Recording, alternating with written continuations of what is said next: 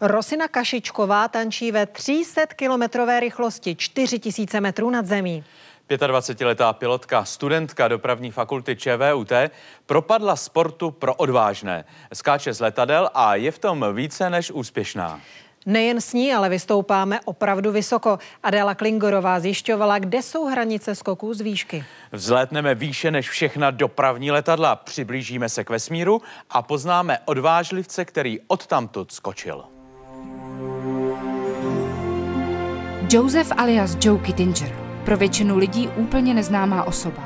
Přitom by jeho jméno mohlo stát v jedné řadě vedle Jurije Gagarina nebo Neila Armstronga. Byl prvním a dodnes nepřekonaným. Člověkem, který v rámci kosmického soupeření Spojených států a Sovětského svazu dostal v roce 1960 za úkol vystoupat s balónem do výšky 31 km 300 metrů.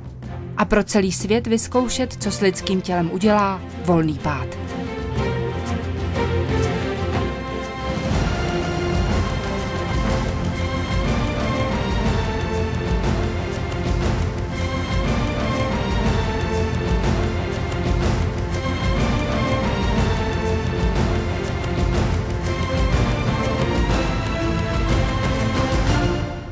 To bylo úplně poprvé, kdy se člověk dostal do takové výšky, kdy si mohl vyzkoušet pobít v bezmála kosmickém prostoru. Jeho speciální heliový balón Excelsior stoupal 16. srpna 1960 vzhůru jako medúza k mořské hladině. Obrovské převýšení a změna tlaku v ovzduší hrozily stejně jako u potápěčů dekompresivní nemocí. Nedostatek kyslíku zase ztrátou vědomí. Balón stoupal stále výš až do černé tmy, nad kterou chybí nebe. Joe Kittinger ve skafandru sice dýchal kyslík, ale rozbila se mu rukavice a pravá ruka mu kvůli nízkému tlaku v obrovské výšce natekla do dvojnásobných rozměrů. Tam, kde slunce září tak oslnivou intenzitou, že na černé obloze nejsou vidět hvězdy, ve více než 31 kilometrech se Joe postavil na kraj gondoly. Okolní teplota -75 stupňů Celsia. Jako první viděl planetu ze stratosféry. 11 minut se díval kolem sebe, pak zapnul kameru a skočil.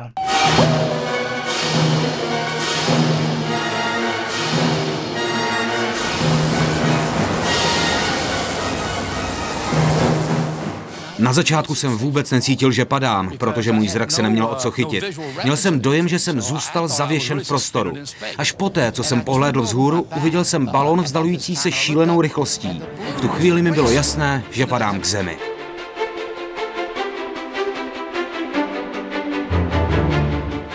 Kittinger se řítil dolů rychlostí 988 km v hodině, bezmála rychlostí zvuku. Kolem sebe ale neslyšel svištění větru.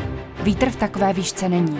Byl to naprosto tichý pád v temném bezvzdušném prostoru. Kittinger letěl obličejem vzhůru, v poloze připomínající poses na houpacím křesle. Jeho 27 kg vážící výstroj usazená na hřbetě ho táhla dolů. Po 4 minutách se přiblížila modrá obloha, mraky, vzduch. A konečně i důvěrně známé svištění větru. Odpor vzduchu účinkoval jako brzda. Jeho střemhlavý pád se zbrzdil na méně než 300 km za hodinu a Joe si v 5 kilometrech nad zemí v klidu otevřel padák a přistál. Byl dole, byl doma. 15 minut předtím jsem byl na hranici kosmu. Myslel jsem jen, že bychom měli být pyšní na to, jakou nádhernou máme planetu. U nás se z rekordní výšky na zemi dívali jen vojáci. Už v roce 1957 armádní parašutisté Koubek, Kaplan a Jehlička.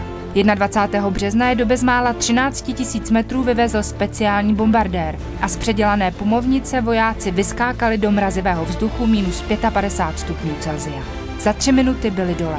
Urazili 11 kilometrů a 980 metrů volného pádu a do dneška je v České republice nikdo nepředehnal. Při tom seskoku tam je velký riziko, že neudržíte tu polohu a dostanete se do rotace.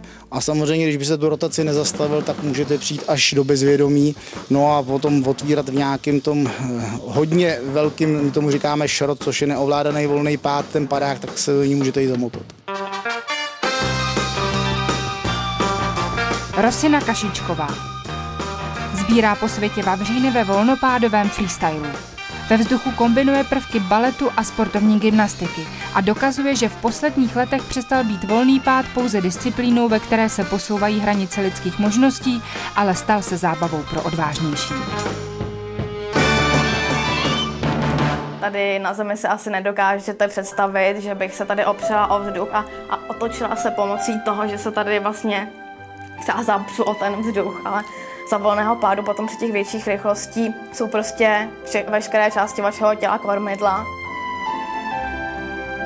Gymnastické sestavy při pádu ze 4000 metrů hodnotí rozhodčí podle záběru kameramana, jenž s ní letí dolů. Musí být minimálně tak zdatný jako ona. Musí umět vhodně oblétnout a musí zabrat všechny její cviky. Vzhledem k tomu, že třeba při těch mých sestavách ty rychlosti se pohybují u toho freestylu od 180 do 350 km/h. To znamená, že ty rychlosti se v průběhu toho seskoku jakoby docela dost rapidně mění. Ten kameraman se musí tomu přizpůsobit, to znamená, musí to být naplánované a musí na sebe být ti lidé zvyklí. "50 let od volného pádu Joe Kittingera se už ve vzduchu prohání kdokoliv, kdo na to má odvahu a peníze. 50 let po jeho skoku mu podává ruku Rakušan Felix Baumgartner, který se chystá jeho rekord pokořit a skočit z 630 kilometrů. 50 let po Kittingerovi NASA hodlá vyvinout takový skafandr, který by umožnil skok ze 100 kilometrů a pomohl kosmonautům se v případě nehody raketoplánu katapultovat. 50 let po volném pádu Joe Kittingera slyšíme o moři ambicí a plánů. Jeho rekordní skok ale dodnes zůstává nepřekonán.